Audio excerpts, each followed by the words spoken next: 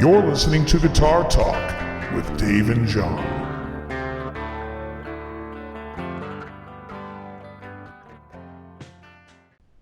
Hey everybody, welcome back to Guitar Talk. This is episode number 63 on the YouTube channel and episode number 9 on the podcast. If you are listening to the podcast, don't forget to check out Dave's Guitar Channel. That's Dave's, with an S, Guitar Channel at YouTube. And you can find me at John Bingham. Very, very boring YouTube channel name, but that is my channel name. John without an H, Bingham. Anyways, I am your lovely host, John Bingham. And across the country, we have your other lovely host. You are correct. And that's all the time we have left on the show. Right. Ladies and gentlemen, that is the illustrious Dave Levine. What's up, Dave? Not too much. What's going on? How was your New Year's? Hold on. I got to catch my breath after that intro. Exactly. New Year's was good. The New Year's, I did nothing. My kids had fun, and I paid for all of their fun. So, what more can you expect? I'm just waiting to die. I get it. I actually played a gig this weekend with the full band. It was during the Patriots football game. The Patriots' devastating loss. And we played halftime, and then we played the rest of the night after they lost. But it was a great gig. It was fun. People loved it, and I can't complain. Did you say playoff game? Yes. What is a playoff game? You see, I'm a Detroit Lions fan. Oh, yes. This will be very difficult to explain to you then. So you played a gig, and no matter how good you played, because the Pats lost, your crowd was just like, fuck this. Yeah, basically. Sucks. We were playing the heartbreak songs. Oh, yeah? No. Playing Heartbreaker by every band that played a song named Heartbreaker. Oh, yeah. Yeah, that is ridiculous. How many bands have Heartbreaker? The Stones, although they don't technically call it Heartbreaker, they call it do-do-do-do-do-do. You have, I believe you're drinking Alyssa's Coke. Was that what I saw? Not sharing with Alyssa, but you are having her Coke. If she was here, she could have some. Right. So Zeppelin had Heartbreaker. Pat Benatar had Heartbreaker. Barry Gibb wrote a great song that Dionne Warwick sang called Heartbreaker. I'm sure there are more. Yes. I can't think of any. I'm sure there are. What's the best, though? Is it the Dionne Warwick? Why did you have to be a heartbreaker? And I know that song. Of course. Yeah. Which one is the Zeppelin one? What's the riff? Bow down, down, down, down, down. Okay, yeah. Down. Hey, fellas, have you heard the news? I still don't know any of the names of any Led Zeppelin songs. It's Stairway to Heaven and whatnot, but like if somebody's like, "Oh, hey, you like, the what is it, the Ocean song or whatever?" The Ocean, right. I can't tell you right now how the Ocean goes, but the moment you play it, I'm like, "Oh yeah, of course I know it." Down, down, down, down. Right. Yeah. Do they just not say the name of their songs in any of their songs? No, they usually no, because in that song it's singing to the ocean. I can hear the oceans roar. Ooh, play for me, I play.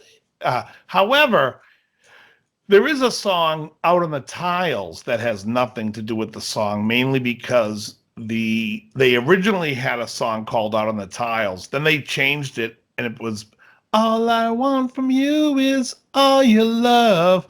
But every time they told Bonham to play it, he'd be like, what song is that? And they're like, Out on the Tiles. So they ended up just calling the song Out on the Tiles because it was the only way Bonham would remember what song it was. Well, that's really funny. I had no idea. So here we are 1 year later, 1 decade later even, and I still don't know any of the names of Led Zeppelin songs. That's Yeah, that's embarrassing. interesting. I'm not growing as a professional. I don't know the Yes. Zeppelin song names. So we had an interesting decade. I just want to say one thing about it. I'm curious if your take is similar to mine. It feels like music sort of went away from the song and away from the radio and became more and more a demonstration on YouTube. And maybe not all musicians, but definitely guitar players. Yes, that aspect of the business. Like as far as the musician, the electric guitar musician goes, it it has become something of a I call it like we're museum pieces now. And it's like YouTube is the museum, and it's like, remember when they had guitar players? Look, this one's doing some tricks for us. He's doing a fast arpeggio. Look at that. That's great. He's wonderful. Yeah, but you don't use those in songs anymore. It's like That's an old museum. You know what I mean? Like we're Noah's Ark. it's interesting.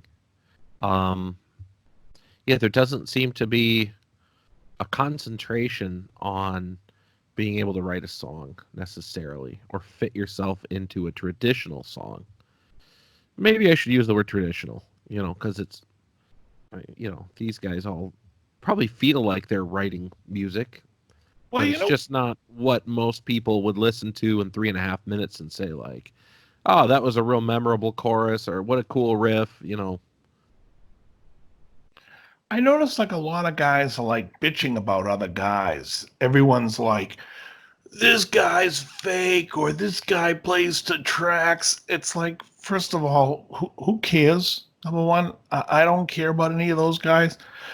Um, if there's such guitar speed going on that people are wondering if it's real, is it musical? I don't know. I don't care. I find there's a few interesting channels on YouTube that I really enjoy. There's some guys' commentaries that I enjoy. And then for the most part, like the shred guys, just like the music itself, I just don't care that much. I think some of them are great players, but I don't see music as being as a competition, so I don't really care. Mm-hmm. Like, it doesn't, that type of music doesn't really do anything. For me, I'll tell you what I'm really been impressed with is there's a couple of young guys. Joey Alexander is a piano player that at like 12 years old recorded this monster version of Giant Steps, and he plays it with a bass player and a drummer. It's just incredible. Mm. And there's a piano player in Los Angeles, Justin Lee Schultz, who this is a young kid at like 11 years old playing like Chick Corea stuff. He's a monster. And they're really musical kids, like the way he plays and it's just like the harmony and the chords he's playing. It's really nice. And that's another thing with music for me that has been dead. I don't think anybody writes, chords that have any beautiful harmony anymore. Everything is like just straight triads, and it's like, here's a dumb song. If I wanted to hear brainless triad rock, I'd listen to Neil Young. You like the way I worked that Neil Young digger there? Thank you. There you go. Yeah, I get it. It all kind of it all sounds the same. And I'm not trying to sound like an old curmudgeon, but as somebody who's into music, and I'm not a theory guy like you are. You're definitely way more pinned down, like knowledge wise. You know what's going on a lot more than I do. I'm lazier than you are, I think. But the fact is, where every change is leading to, and it never surprises you. And that's how I feel when I listen to a lot of pop music nowadays. I hear these kids in the other room, like I say, and it's just like, okay, it's going to go up here. Yep, sure enough, went up a fifth.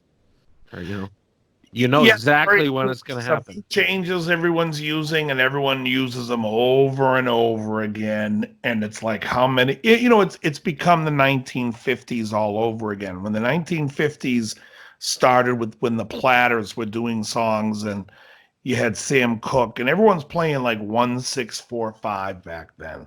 And everybody was doing a 1-6-4-5. Now everyone plays a 1-5-6-4, but that's all they're playing.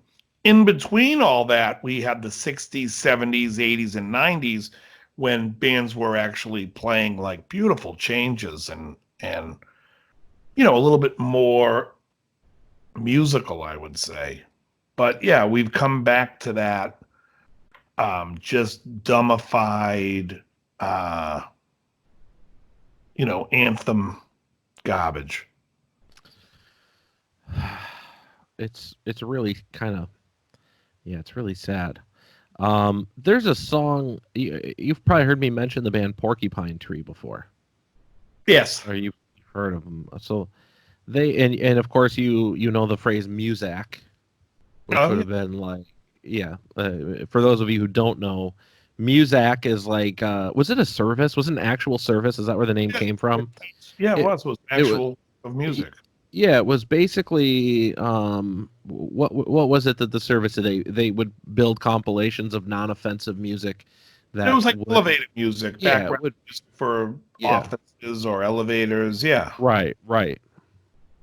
So at some point in the 90s, I don't know the year exactly, I have to look it up, Porcupine Tree releases a song called "The Sound of Music," and lyrically speaking, it's pretty good. It's wild because, I mean, he's basically saying what we're talking about right now in the song. Like the first lyric in the song says, "Hear the sound of music drifting through the aisles, elevator Prozac stretching on for miles." That's his lyric. And as it continues on, it's, there's lyrics and they're like, "The music of the future will not entertain. It's only meant to repress and neutralize your brain." But it's funny because it's kind of how it feels. I gotta say, it's 20 years ago that song came out, and of course it was happening then. Like you said, it's been happening since the 50s. Yeah. But it's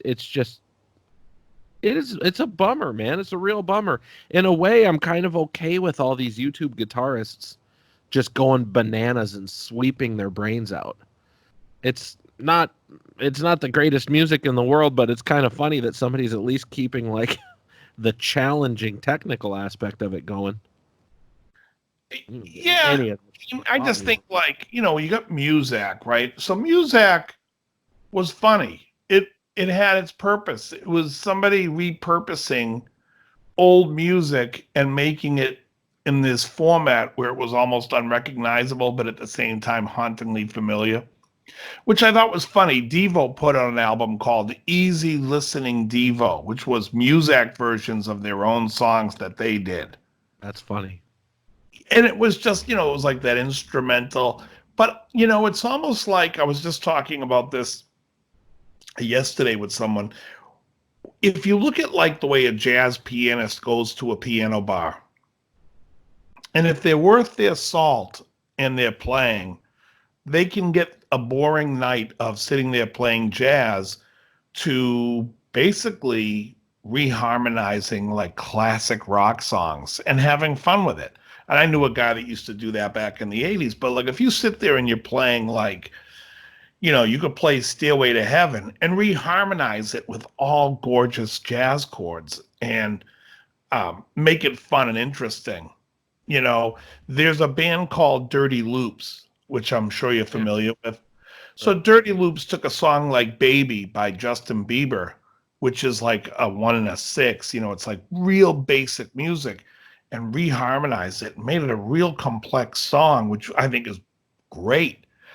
And it's just what's being commercialized out there and what's being acceptable is like dumbified the whole music thing. And it's good that YouTube is there and that other forms of social media are there that people can share different things. And Richard Zoe, she knows every yacht rock song because Richard just plays that around the house. Now she knows the songs of her friends. Eventually, I think it's all going to come back around. I don't know if you saw that Guitar World magazine had like 20 of the like biggest guitar players of the decade. Have you seen that list? Why don't we go through it? Yeah. You wanna pitch them to me so I can be depressed? What order do you want me to go in?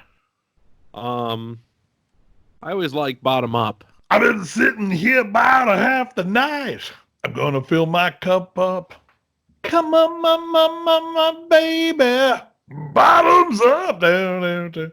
Let me ask you a question. Speaking of bottoms up, were you ever a fan of tequila at all? The drink? Yeah. Yeah, sure. I had tequila last night that was unbelievable. So we were over a friend's house and they had. Take it you weren't drinking Two Fingers. What's Two Fingers? It's a brand of tequila that just basically works great as acetone. Cheap garbage. Yeah. That's funny. No, I was drinking something called Clase Azul Reposado. And I looked up the bottle after we left, and it was it's basically like $100 bottle. Wow. Not a $500 bottle or a $5 bottle. Just probably good. But man, that was unreal. Yeah. It drank insanely smooth. It was really, really good. Anyway, that was my bottoms up question. So nice. Why don't we go from the bottom up? And for every guy that makes me want to vomit, I'll drink some of Alyssa's Coke here.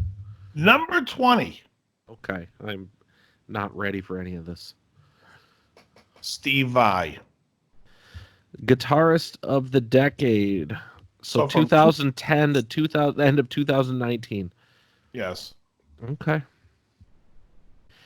I get the importance of Steve Vai to guitar nerds. I know that you look at Steve Vai as the death of songs or the death of bands or whatever it is. He is yeah, okay. I would have thought he would have been one of the guitarists of the decade 2-3 decades ago. Right. This one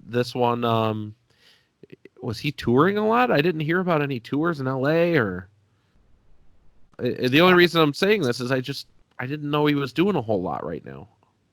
I look at this as a desperation of they're trying to come up with 20 relevant people that are still relevant, and Steve Vai is not.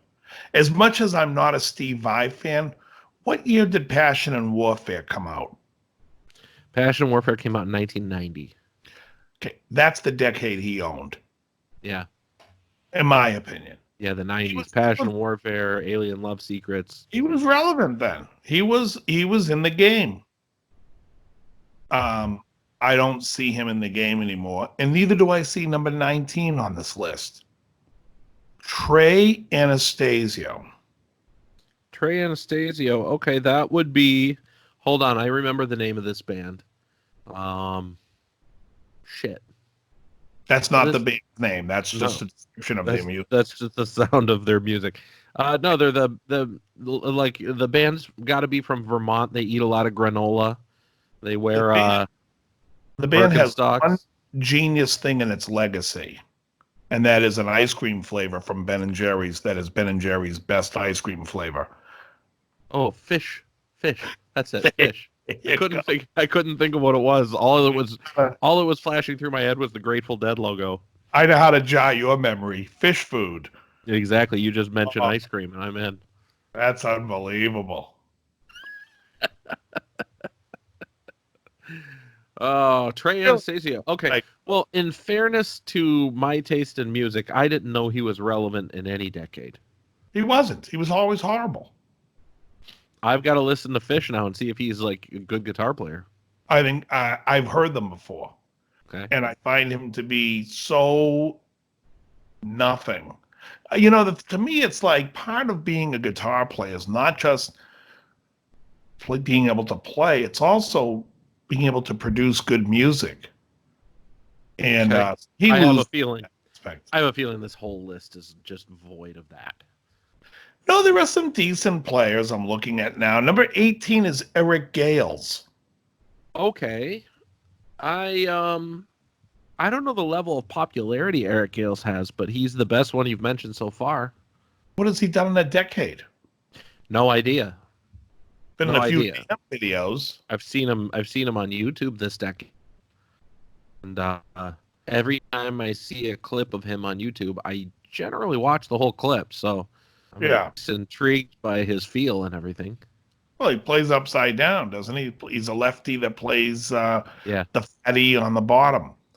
All right, let's try a little. Number 17 is Joe Satriani. Come on. Yeah. All right. Just go right to number 16. I don't want a part of that. Derek Trucks. Okay. So Derek Trucks this decade pretty much took over guitar for the Allman Brothers? Well, no, Greg Allman died, and the Right. Allman Brothers are done. Are they not touring as like a Derek Trucks fronted thing now? Yeah, he has Derek Trucks, and he also has Tedeschi Trucks, him and his wife. Okay. So Derek Trucks. Okay. So let's keep going. I don't want this list occupied. Okay. I don't know who he is. He's the guitar player for Periphery. I'll concede that that's probably a right pick for younger guys that get into guitar this decade, because I know a lot of people younger than me who really like Periphery. It's not for me per se, but I kind of get it. Periphery was big to like the 10 years younger than me crowd.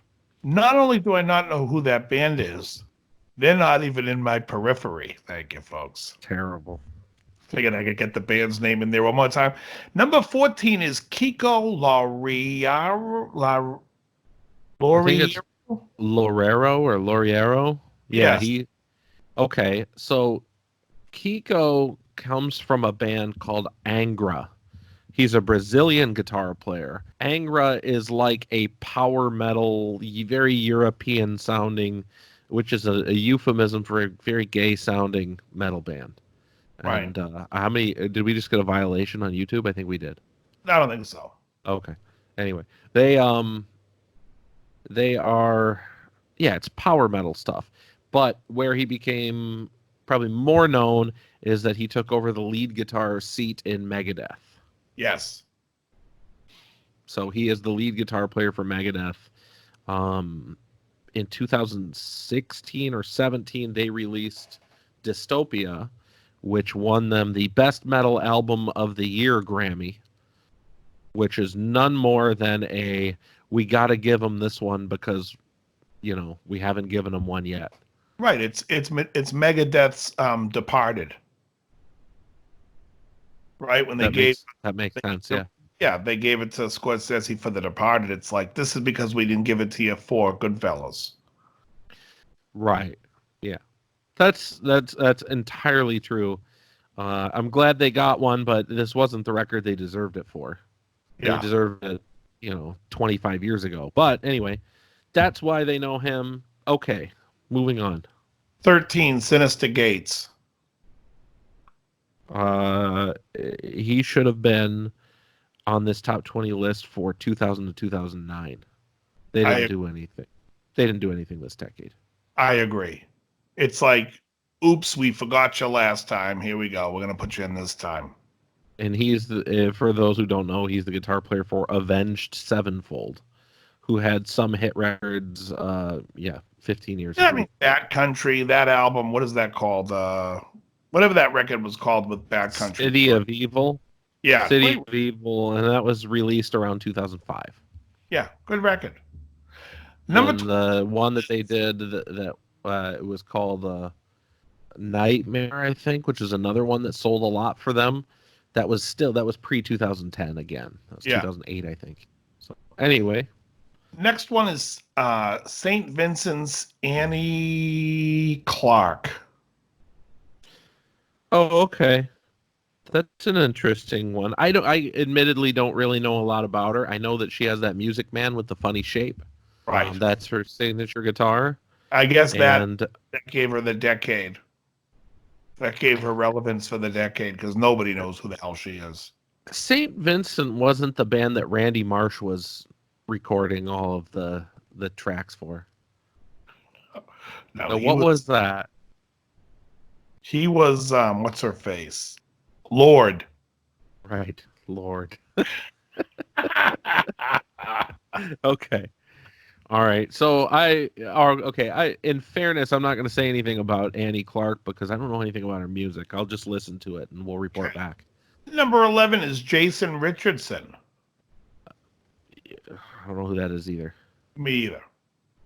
Number 10, John Mayer. This decade? Number 10. Okay. This is how pathetic this decade is. Everyone that's in it so far should be last decade. John Mayer's playing with Grateful Dead this decade. That's what changed for him. But his relevance as a guitar player and as a songwriter really was last decade. No question about it. Yeah, he shouldn't be in this list. I can honestly say that. Number 9 is Mateus Asado. Just going back to Mayer, this would be like if there was a piano monthly magazine that I don't know about, Keyboard Concepts magazine, and their artist of the decade was Bruce Hornsby because he plays keyboard for the Grateful Dead. You had to bring up Bruce Hornsby. I love Bruce Hornsby. But the correlation to why John Mayer is famous this decade is the same. Doesn't work. Anyway. Let's fire through the rest of this garbage. Who? Mateus Asado. Okay, so with a name like that, he's got to be Swedish Japanese. I don't know. No idea. I don't know who this is.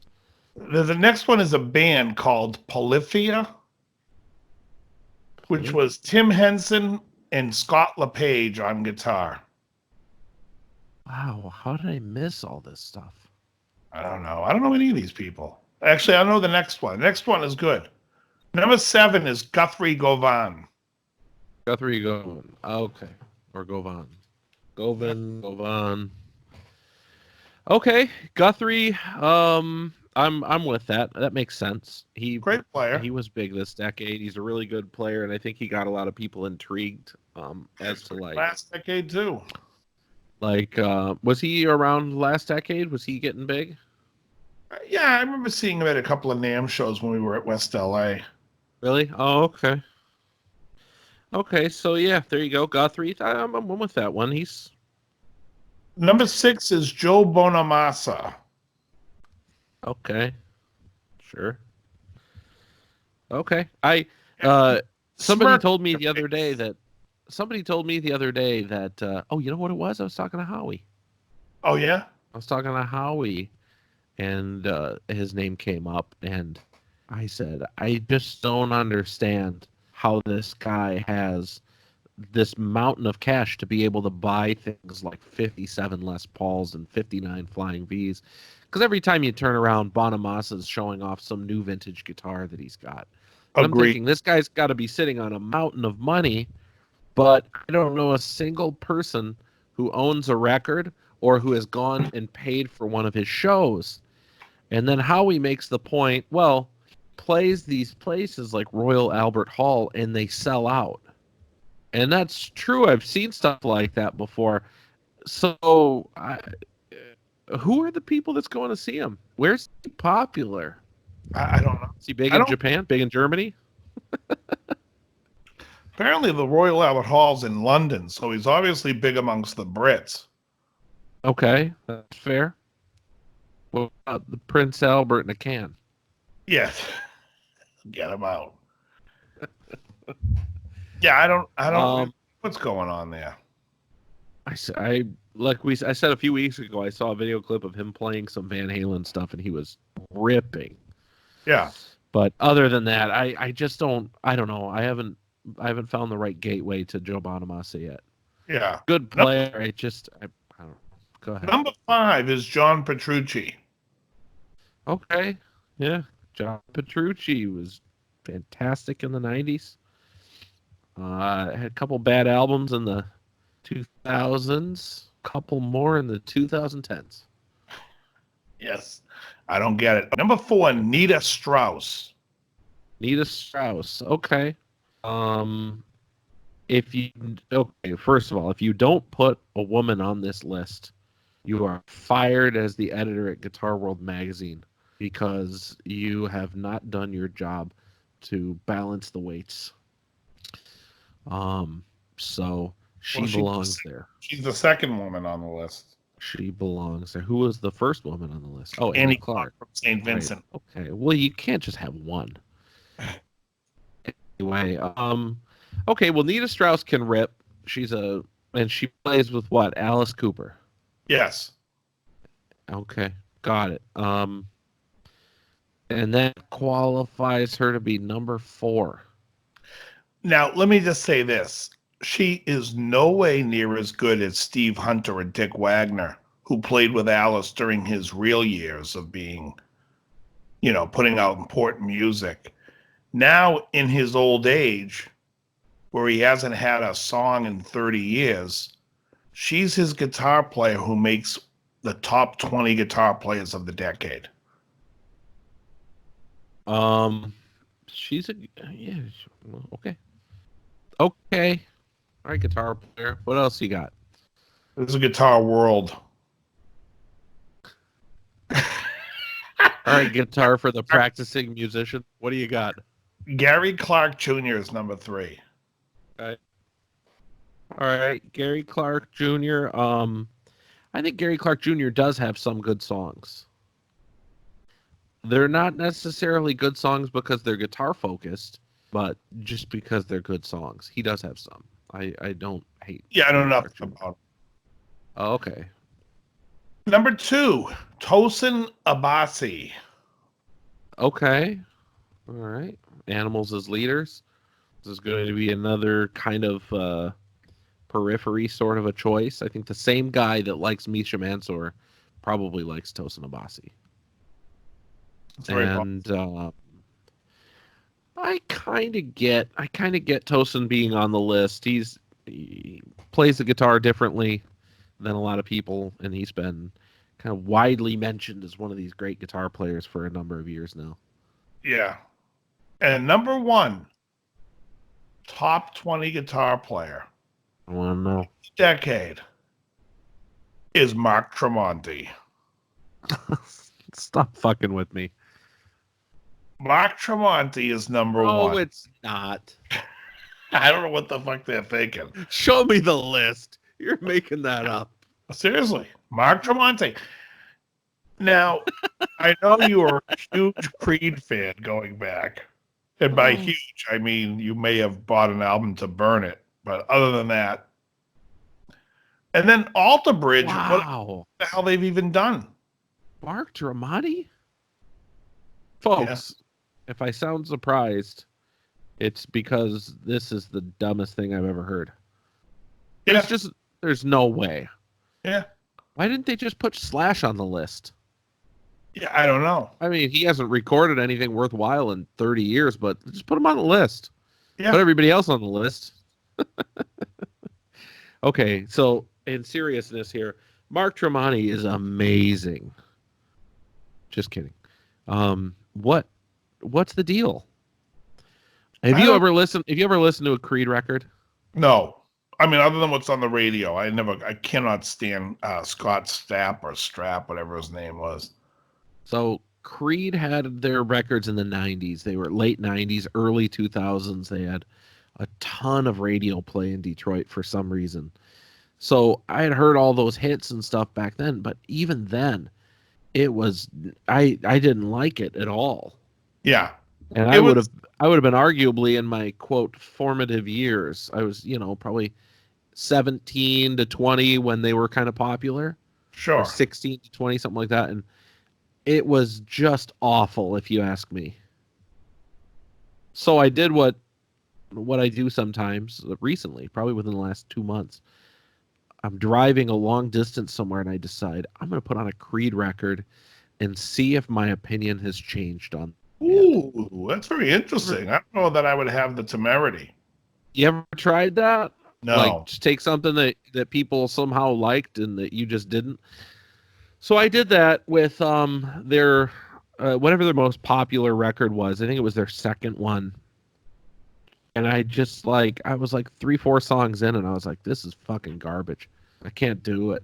And Can I take you higher? That might have been on it. I don't know. I just couldn't make it through. I got through 3 or 4 songs and it was just like, God, this is awful. The production was awful. The guitar tone was awful. Yeah. And just listening to the songs, it was like every single song from that era had that formula where it was like clean strummed electric guitar, not acoustic guitar, but clean strummed electric guitar for the verses into the big wall of sound, open strummed, nothing palm muted, heavy distorted electric guitars for all the choruses. You know what I'm talking about. Sure. Every fucking song. Yeah. And that was all Tremonti on that. And then yeah, they did the he did the Alter Bridge thing with Miles Kennedy, who I would say is a fantastic singer. Alter Bridge has a song called Watch Over You that I think is kind of a good song. Yeah. So I'll give them that. They have one. But then it was 2007. And it's 100% because of Miles Kennedy. Now, I like Miles Kennedy. I don't really understand Mark Tremonti as a pick for this. Right. The number one guitarist of the decade? How is that even possible? You want my honest opinion? I think Rob Chapman should be on that list. That's fair. I've got no problem with that. Because I think he has a huge YouTube presence. I think his guitars are out there, and I think he has a main influence on a lot of guitar players, that it makes sense to me that he would be on this list. Yeah, I can see that. I can see that completely. Because I think the game has changed. It's no longer just what people are putting out on records.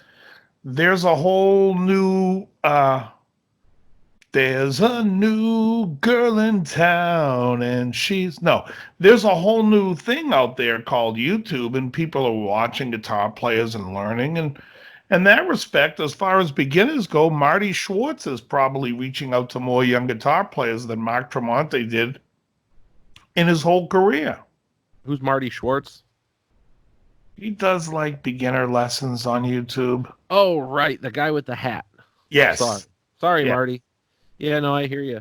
Yeah, they should have put Steve Terraberry on that list. Stevie T. Or, what's it? Jared Dines. Okay. You know that guy. He's does all. He's just another YouTube guitar player, but All right.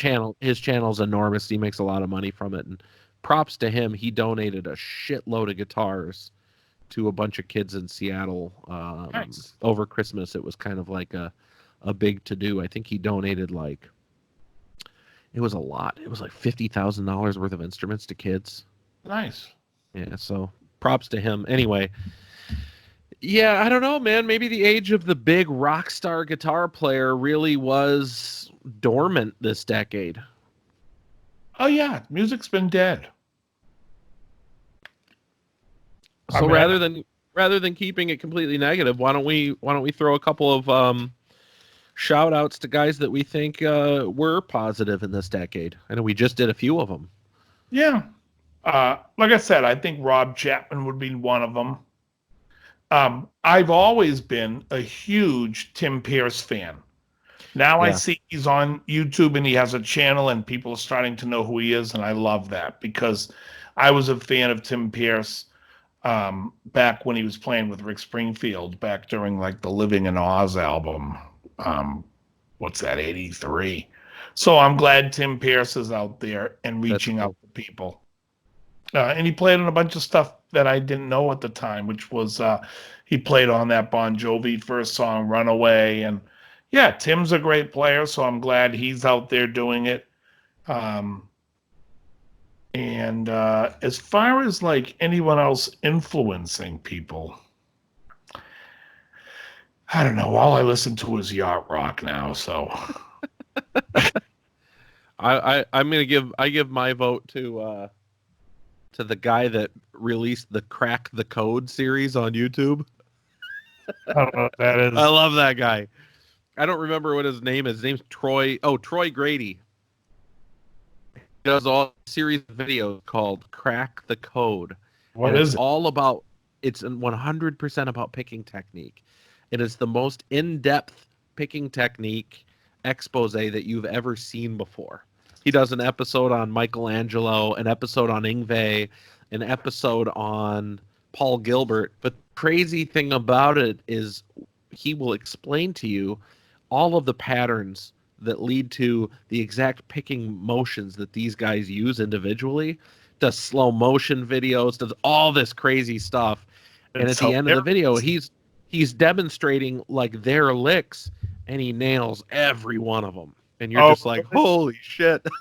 Oh, that sounds hilarious. Amazing. Yeah, so Troy Grady, guitarist of the decade. YouTube that would tell people how to play Highway to Hell correctly. Last I checked, you've got over 4,000 subscribers on your channel. I do. Yeah, you're the grab that podium. I'll tell you whose videos I do enjoy is Leon Todd. Okay. Do you know who he is? I do, yeah. He's good. He's the kind of player, like if someone said, hey, we want you to add a guitar player in your band, I would take him because I think he's a complimentary player. I like his sound. I like his licks. I like the Marshalls that he uses. He was talking about, although we did a video about Whitesnake riffs, and I'm surprised he likes the 87 album better than Slide It In. But other than that, I do enjoy his videos. Okay, I've seen a bunch of people do Gear of the Decade. Phil McKnight did a best of and worst of for the decade. What do you got? The best of favorite? The decade? Yeah. Oh, it's the decades. How about this? 2010. Worst pedal that you purchased. We'll do it this way. Worst pedal you purchased in the 2010s. OCD version 2. Best pedal you purchased in the 2010s. The King Tone Duelist. Okay. Very, very Now nice. Worst pedal? Okay, worst pedal that I bought this decade. Let's see, I gotta think of pedals that I would have just returned right away. I bought an Earthquaker pedal, and I can't remember exactly what it was called, but I returned it like 2 days later. It was a one knob Earthquaker Devices pedal, and I thought it stinked. It said stinked. Stunk. Yeah. It was oh, you know what it was called? It was called like the Speaker Cranker or something like that. Sounds like anyway. Yeah, it wasn't great. Best pedal I think I bought in the decade would be the DM2W, the Boss DM2W. Wow. That pedal's fantastic. It's still my favorite delay. Okay, how about new or used? It doesn't matter. What's the best amplifier you bought this decade? Because I know you've bought quite a few. I don't know that one exists. I would say the best amp of the decade would be the Bogdan Mephisto. Okay. How about something that was just a big letdown? I'd say anything by Quilter. Okay. Sorry, Peter. Interesting one. All right. Yeah, I seen a bunch of guys play them. I played it myself at a gig. Somebody was like, "Hey, jump on this thing," and I kept looking back at it, going, "This thing stinks." Okay. I have mine for amplifiers, and this is probably going to surprise you. I think the worst amplifier of the decade, and it's solely because of my expectations of it. I think the worst amplifier of the decade was the latest version of the dual rectifier, because everybody told me that it was voiced like the Rev G. It was going to sound like that, which is that's the one that I really like personally. The last 2-channel before they went to 3, I like. And the new one doesn't sound anything like it. So I was trying it at the Boogie store and saying, this sounds nothing like the Rev G. This is disappointing. And Anyway, the one that I like the best is the Friedman Dirty Shirley. Oh, kind of like the one right over your shoulder. Yeah, that baby's not going anywhere. Sorry, Ryan. I like Mesa Boogie. They make a lot of good stuff, but I wasn't feeling that last one. Oh, no, I agree with you. In fact, I had the Rev G without knowing that's what it was called. That's what I had. And I got rid of it and got a 3-channel because I actually liked it better. Yeah. I like your 3-channel better than I like the new 3-channel. When they came back and was like, oh, now we figured out, we got back the tubes and they were trying to make the 3-channel sound like the 2-channel again. I thought it was a mistake. I didn't like it as well as I liked my amp, but they did use a series loop instead of the goofy parallel horseshit. Right. So my 2 rectifiers, the double and the single, both have the effects loop disabled, and it's a series, not a parallel loop. That was the only good thing that came out of it. But I agree with you. I think it was a big mistake going backwards. And what else they do? They did the multi-watt with it, if I remember correctly. Yeah, from the times that I demoed it, I prefer your version of the 3-channel. Yeah, I do too. I like the darker voicing of the Rev G. Like ultimately I like that, but I don't think that this new one that they claim captured it at all. When I played it at the Boogie store, it sounded so fizzy to me. I was just shocked at it. It didn't sound like the old one, and it didn't sound like the one that you have. It just sounded fizzy. Guitars. Oh boy, yeah. Guitar of the decade. Guitar of the decade, coolest guitar of the decade. This is gonna be tough because you haven't played it. It's my woman. No, just kidding. Yeah, exactly. Well, we have a similar neck. Coolest guitars of the decade. I'm gonna go safe here. Sorry if this feels like a cop out, but the proliferation of information and the ability for custom builders to be able to do what they do now. I think small builder custom shop strats and tellies are the coolest guitars of the decade. The fact that there's so much availability of really good quality stuff from small guys out there, that's my favorite thing about this decade. Have you seen the video with that guy Rhett, R-H-E-T-T, and he goes in and tries he goes and tries a Fender custom shop at like 4,100. He plays another knockoff brand for like 3,300, and then a Sir for 2,800. Mm-hmm. Okay. I haven't seen the video. What's that? I haven't seen the video, but okay. But he liked them in that order, most expensive to least expensive. And he was like, yeah, the Fender one just spoke to me more. I just felt like it was like he's one of those guys that's he likes the vintage spec of things and likes vintage guitars. If you grew up on Jacksons, or you grew up on Kramer's, or you grew up on Ibanez, you're going to like a wider nut. You're going to like bigger frets, the jumbo frets, and you're going to like certain things. And when you go back to a Strat and you pick up a 1 5/8 nut with either a 7 1/4 or a 9 1/2 radius, it's going to feel like an old man's guitar. Sure. So on my Warmoth, I have the 10 to 14 radius, which is, just as good modern as any Jackson.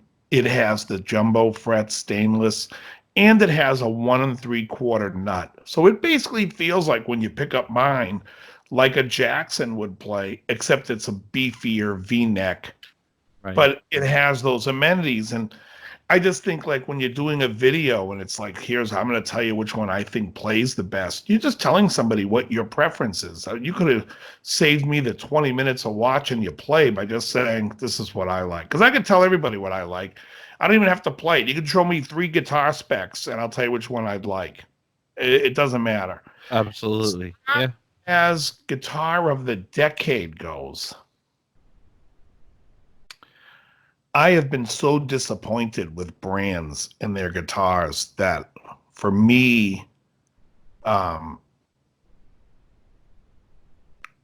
just been playing, my Warmouth thing. So I'm going to give it to Warmouth. Okay. I like that. I'm okay with that. How about the other end of the coin? The other worst side. The worst. Yeah. Who did you give it the worst? But we didn't do the worst yet. All right, so who would you say is the worst? I don't know if it was this decade, but can I just say it's the guy that took the Strats and the Tellys and put the neck on the butt end of the guitars? That's so stupid. And they were at the desperate cry for attention guitar. The Dewey Decimal or whatever it was. The funny thing about that guitar was the guy at the NAMM show was like in a lab coat. And same with like Dr. Epiphone. Folks, Right. If you ever want to see an absolute ass clown, this guy will sit there and tell you how the sustain has to do with the way the neck joint is. And, forget about the fact that Hendrix had all the sustain that all these guys want. But it doesn't matter that his was bolted on. It needs to be this way. It doesn't matter. And you know what, folks, just so you know, a guitar that's made on a CNC machine is made with an unbelievable tolerance. The tolerance is so high that neck pocket fit is unbelievable. Yet the same people that'll tell you it's all about, that sustain and the wood vibrating, they're playing vintage guitars telling you this, and those neck pockets you could drive a truck through. They were hand done, hand finished. Some of them are horrible, but they're the best sounding guitars because the wood on wood contact, folks. Anyway, so for me, the worst guitar of the decade, I'm going to give it to Gibson. The reason I'm giving it to Gibson is their prices keep going higher, their quality keeps going down. I think they have outpriced themselves in the business, and they keep taking a turd and polishing it and trying to get you excited about it. Okay. And not that especially their 2016 lineup. Holy shit. Those were the guitars where every single guitar had the robot tuner and the brass adjustable nut. What a lineup. And the big 100 on the headstock. Yeah, it's your 100. So put it somewhere else, but don't put a huge 100 in what looks like a silver Sharpie pen over the headstock. Just cheap. Oh, but we're going to make sure we charge you for it. Yeah, so that's my loser of the decade. Sure, that's fair. All right, John. I think that's all the time we have for today. It was good seeing you. Indeed. It's always a pleasure. Folks, listening to the podcast again, don't forget, check out Dave's guitar channel when you're bored on YouTube. You can also check out John Bingham, John without an H. Next week, let's talk a little bit about this delay pedal, the rubber neck delay pedal. So we're going to talk about a rubber neck delay next week. All right, everybody. We love you. All right, everybody. Very good. I'll catch you later.